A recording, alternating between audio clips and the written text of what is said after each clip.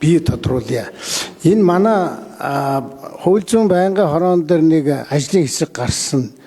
Нэлээд одоо эрүүл шүүлт хилмигдүүлэлтэд өртсөн их олон өргөдөл ирсэн. Энэ их хурлын чуулган дээр нэг тийм сонсгол явсан шүү дээ. Тэр сонсголоос үндэслээд нэг ажлын хэсэг гараад их хурл манай байнгын хорон шүү хууль зүйн байнгын хоронд. Тэр ажлын хэсэг хэдэн одоо хуульчдыг одоо гэрээгээр ажилуулад тэгээд нэг хэсэг энэ ажил зогсцсон. Би жишээ тэрний нэг гишүүн надаас жишээлх юм бол Сонгон хайрхан дүүргийн Гамбулд гэдэг хүн та нар яагаад ажиллаа хийдэг юм бэ? Аль одоо хэдэн сар үргэлжлээд байх юм аа?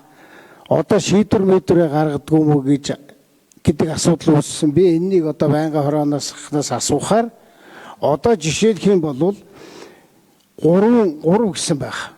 3 хүнийг гэрээгээр авч ажиллуулсны нэг нь одоо таны энэ судалж оруулж ирээд байгаа өндөр жаргал юм шиг байна. Тэгээ энэ хүн чинь одоо ажиллаа хийгээгүйгээс болж манай байнгын хорон дээр одоо шийдвэр гараад хилцэгдээд тэр олон хүний хувь зээ шийдэгдэх юм байна. Хоцорчод байгаа юм. Та энийг судалсан үгүй гэдээ одоо өглөөнөөс хойш ярьсан. За 100 дугаар бохир өгч. За илтгэгчийг судлах явцад бол энэ мэдээлэл бол огт ирээгүй. Тэгэхээр би энэ талаар бол ямар нэг мэдээлэл байхгүй гэсэн үг байна. Бид бүхэн бол нээлттэй мэдээллийн хүрээнд за нөгөө талаар хууль зүйн байнгын ороо зарлаад энэ асуудлаар одоо энэ илтгэгчийн талаар мэдээлэл авна гэдэг одоо зарим нэр дэвшигчдэр бол нэлээд сөрөг мэдээллүүд бол иргэд олон нийтээс бол ирдэг юм байлаа. Энэ нэр дэвшигчдэр бол ирээгүй. Тэгэхээр одоо би ил мэдээллийн хүрээнд өөрийнхөө өгсөн мэдээллийг нь шалгах хүрээнд ажилласан.